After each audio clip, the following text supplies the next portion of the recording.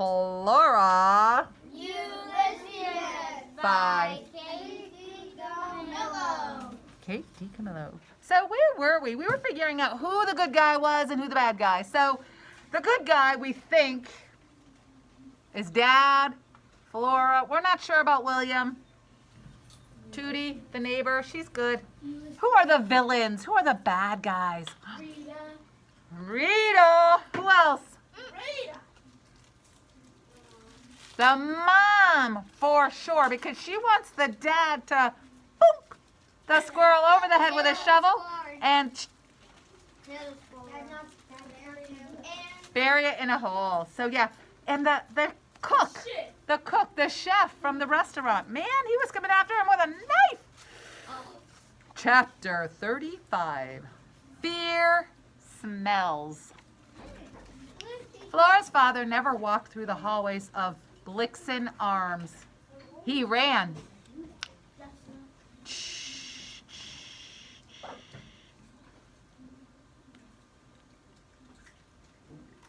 Can you please turn yourself around so I don't have to stop this? Thank you. Flora Buckman, holding her possibly concussed squirrel, ran with him. Flora and George Buckman ran because the Blixen Arms was owned and managed by a man named Mr. Klaus, who was in possession of an enormous orange cat, also named Mr. Klaus. Like if I had a dog and I named it Mrs. Pelly? Okay. Mr. Klaus was notorious.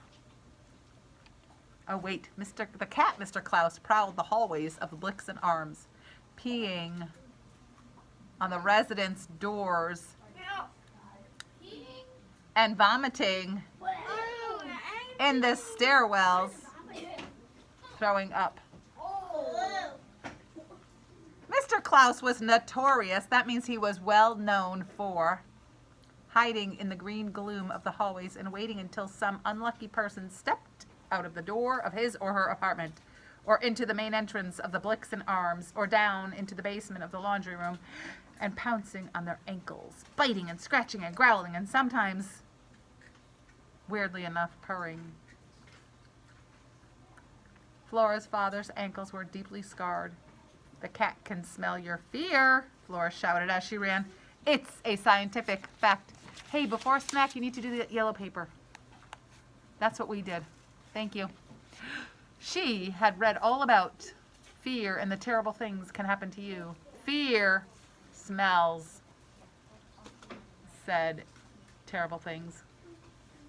And the smell of fear further entices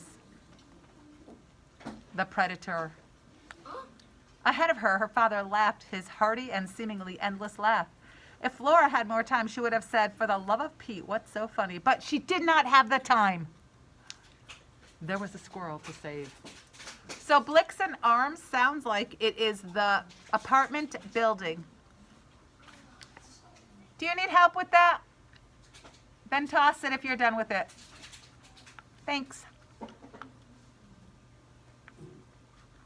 Chapter 36. Surprise, anger, joy. So the chapter 35 was fear, and now we're on surprise, anger, joy. Flora stood and stared at the sign on the apartment 267. It was made of fake wood and engraved with white letters that spelled out the words residing within the doctor's masham. What was the apostrophe doing there? The doctor's. It was DR, a period, apostrophe S. Apostrophe S. Meaning more than, or he owns it, meaning he owns it. Possessive. Did people not know what they were for? Surprise, anger, joy was the exclamation point or for. They had nothing to do with who resided there and who resided where. But at this particular moment, the exclamation point seemed entirely appropriate. It was terribly exciting that a doctor who didn't know how to use an apostrophe lives in apartment 267. "What are you staring at?" said her father, and he was putting his key into the door of apartment 271. And he was laughing softly. A doctor lives here, said Flora. Dr. Measham, said her father.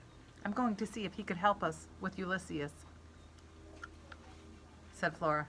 Excellent idea, said her father, and he opened the door of his apartment. He looked to the left. He looked to the right. Keep your eyes open for Mr. Claus, he said. I'll join you in a bit. He slammed the door just as Flora raised her hand to knock on Dr. Measham's door. So the neighbor is a doctor. The doctor lives next door to the dad. Do you need help? Do you need help with that?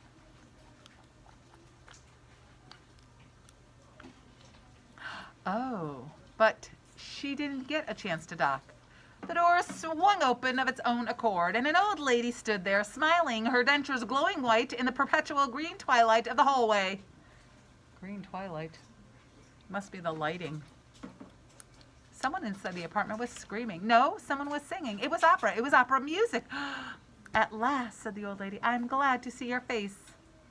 Flora turned and looked behind her. I'm speaking to you, little flower. Me? Said Flora. Yes, you, little flower, Flora Bell, beloved of your father, George Bookman. Come in, little flower, come in. Actually, I'm looking for a doctor. I have a medical emergency. Of course, said the little old woman. We are, all of us, medical emergencies. You must come in now. I have been waiting for so long. She reached out and yanked Flora over the threshold of 267 into the apartment.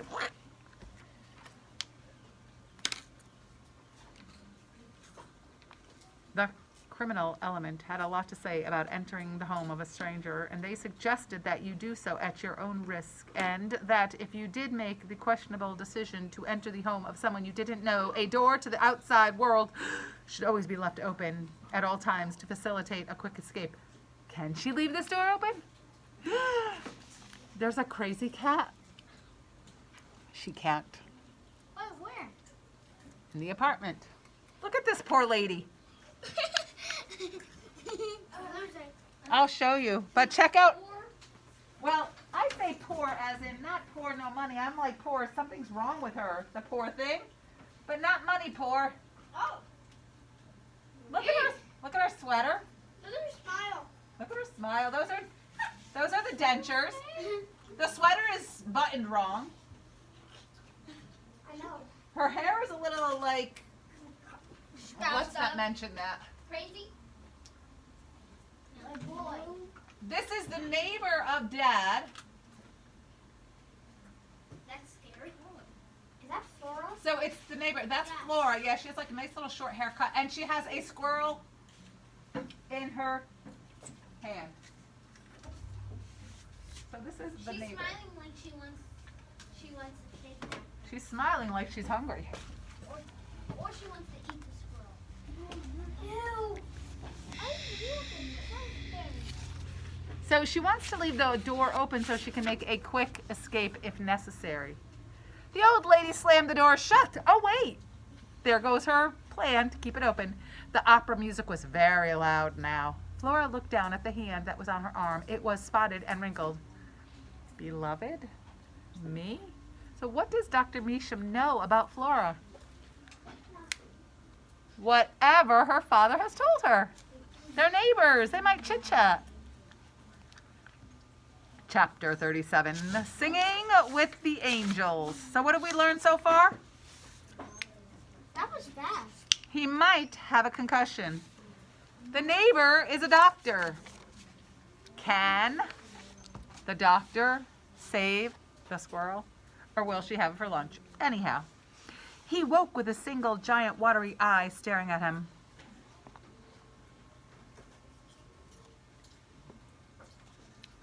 His head hurt. He blinked. The giant eye was mesmerizing and beautiful. It was like staring into a small planet, a whole sad, lonely world. Ulysses found it hard to look away. He stared at the eye, and the eye stared back. Was he dead?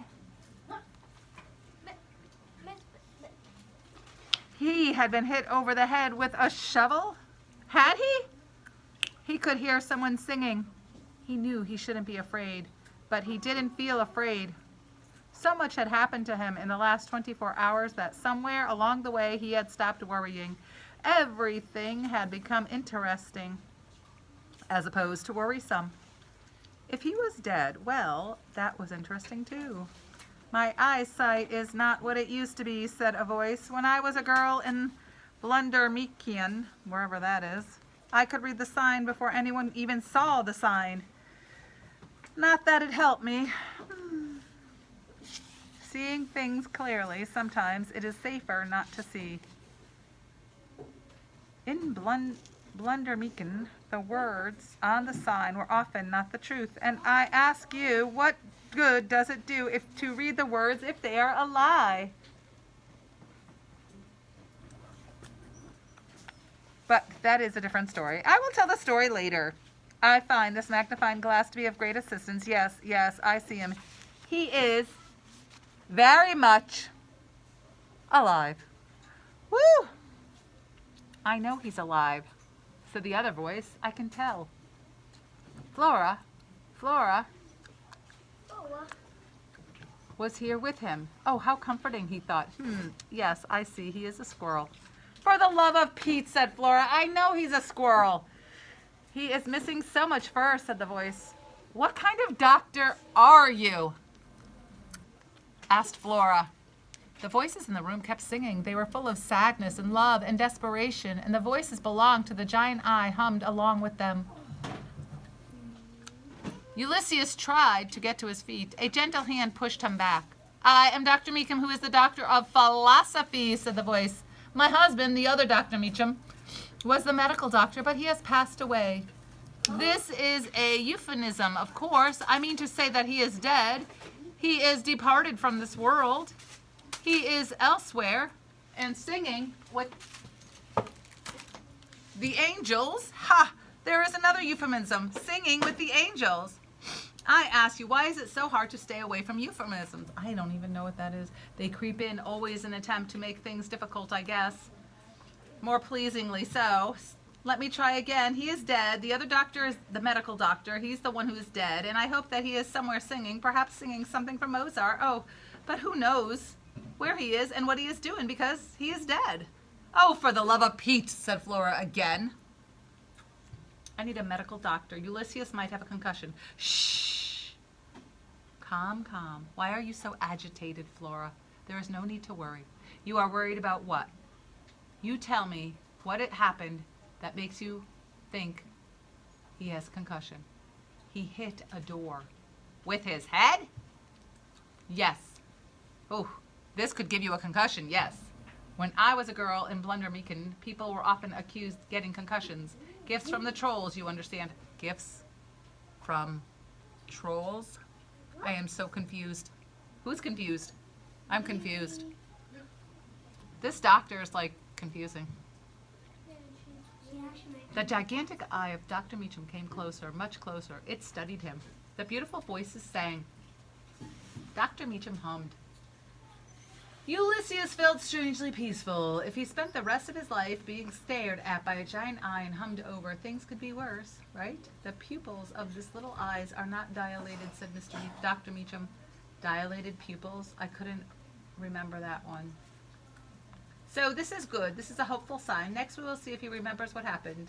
We will check for amnesia. Are you okay? Are you sure?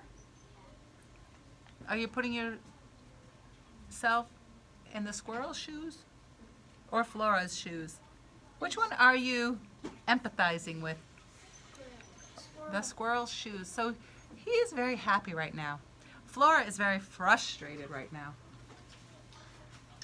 Flora's face came into view. He was glad to see her and her round head. Ulysses, do you remember what happened? Do you remember what happened at the giant donut? Did he remember being in Rita's hair? Did he remember Rita screaming? Did he remember the man with the knife? Did he remember the flying? Did he remember hitting his head very hard? Did he remember not getting to eat a giant donut? Let's see. Yes, yes, yes, yes, yes, and yes. Does he even answer? He nodded. Oh, he nods his head. He communicates with you. Yes, he's very special. said Flora. A special kind of squirrel. Excellent, good. I believe this. Something happened to him. Yes, he hit the door with his head. No. Before that, he was vacuumed, you know. Sucked up in a vacuum cleaner. Just 2 days ago, right? Just the day before. Wait, what? That's how he got his superpowers. It was only a day ago.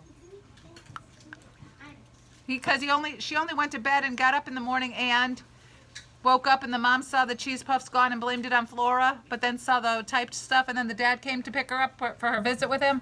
That was only just today and yesterday when he got sucked up and all the fur sucked off him. I'm speaking literally. He was vacuumed. It changed him. Certainly it did, said Dr. Meacham. Absolutely, it changed him to be vacuumed. She raised her magnifying glass to her eye and leaned in close. Studying him, she lowered the magnifying glass. How did it change him, please? Ulysses stood on all fours, and no one pushed him back. You speak without euphemisms. He has powers. He is strong. He can fly. She paused. He also types. He also writes poetry. A typewriter? Poetry? Flight? She sounded delighted, this Dr. Meacham. His name is Ulysses. This is an important name.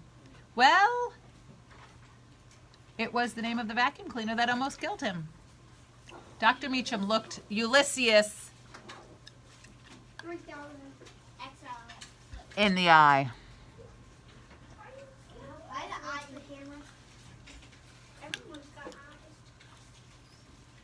It was rare for someone to look a squirrel in the eye. Ulysses pulled himself up straighter and he looked right back at Dr. Meacham. He met her gaze.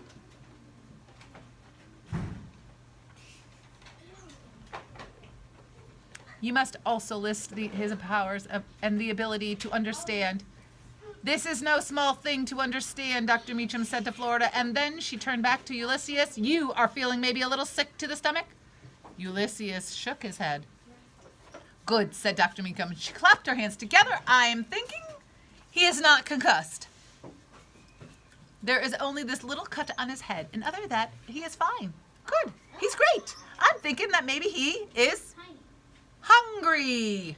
Ulysses nodded. Yes, he was very hungry. He would like eggs sunny side up. He would like a donut with sprinkles.